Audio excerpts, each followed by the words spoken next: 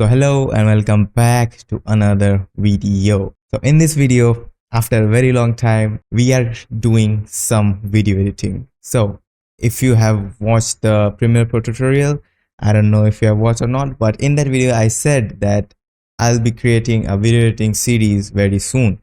So my plan was to create a whole bunch of tutorials on like different things, but then long tutorials to be specific, just like the videos that I make. But then one thing that I thought, or one thing that I encountered, was that the production time of each video was pretty long. Because if you see the Premiere Pro tutorial or any other tutorial, basically any video on my channel that is like every video is above 20 minutes long. So it costs a lot of production time, and then the consistency level is kind of bad in that. And also, if I look from viewers perspective, not everybody has a time to sit for 30 minutes and watch a video and then remember everything from it. So I've decided to make short videos.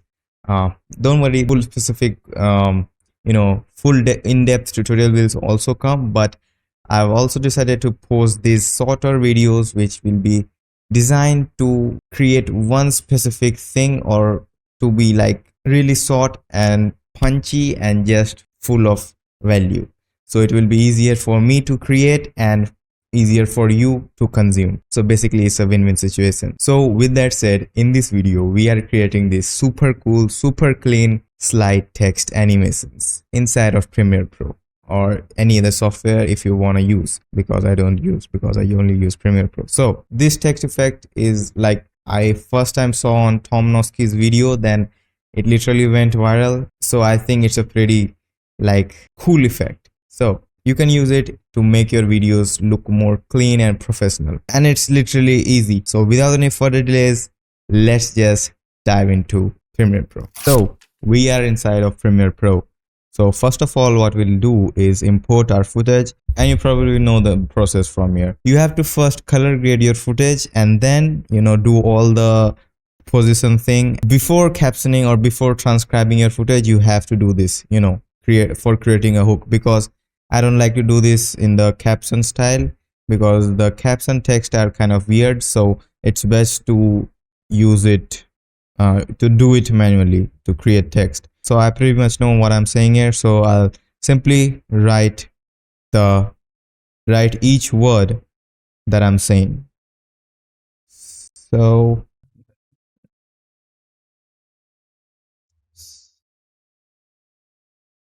after typing each word, what you're gonna do is select all the text layers,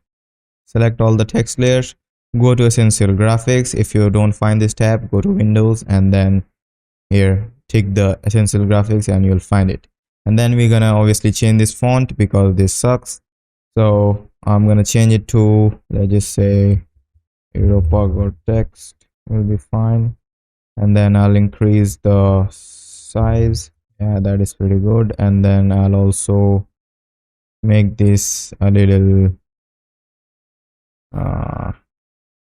yeah, this color is fine.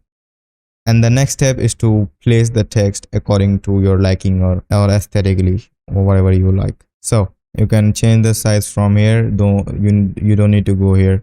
So this is a little hack, because many people think that the only way to change the size is to go to Essential Graphics. So this is the text spacing that I've done, and after this, what you're gonna do is match each word with the video. So as you can see, this is how it is looking right now. And then so this is where the real thing happens. So we'll select the first layer and then go to transform, go to effects and search for transform. So I'll put it here, and then what you're gonna do is animate the position and opacity. So I'll keyframe the position and opacity, and then this is really important. So you have to make this effect according to your speaking speed. According to me, this is like average rule. 10 frames is like pretty good according to my speaking speed. If you speak faster, 7 would be good, but then it's like 10 is the average. So I'll move 10 frames forward using the arrow keys. 1, 2, 3, 4, 5, 6, 7, 8, 9, 10. Add one more keyframe here to both opacity and position.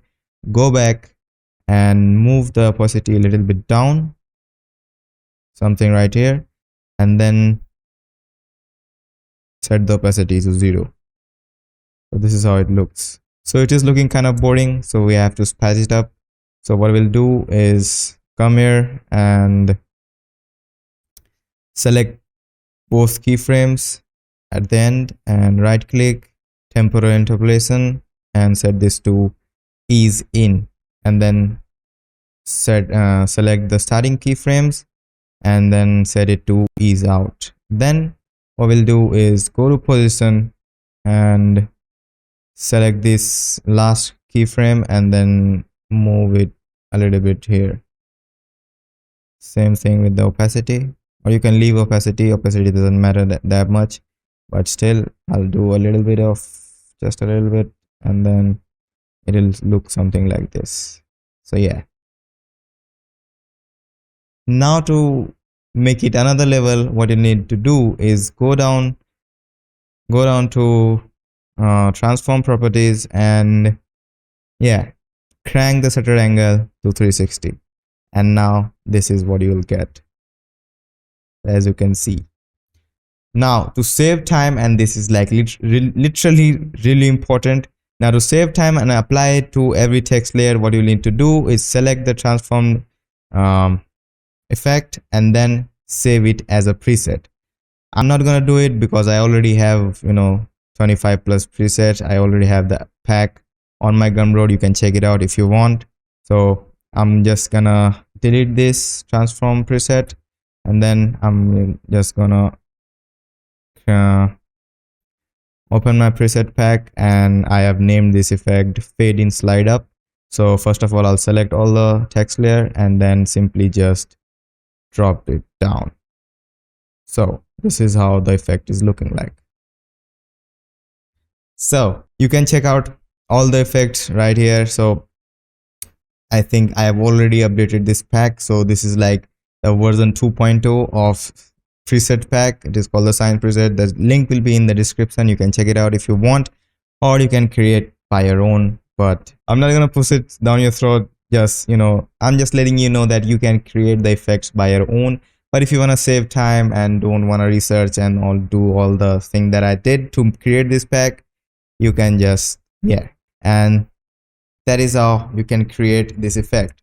And to really sell out this effect, or sometimes the text might not be visible, so what you can do is select all the effects, and then this is also the part of the preset pack. You can just go down here and soft drop shadow, and you can put it like this, and yeah, so that is how you can do this super cool effect, which is like really simple, in your next video. And let me know what you think about this, and I'll see you in the next one. Till then, keep creating and be creative. You have to first color grade your project. You have to first color grade your fumble. You have to first color grade your brother. Lock in.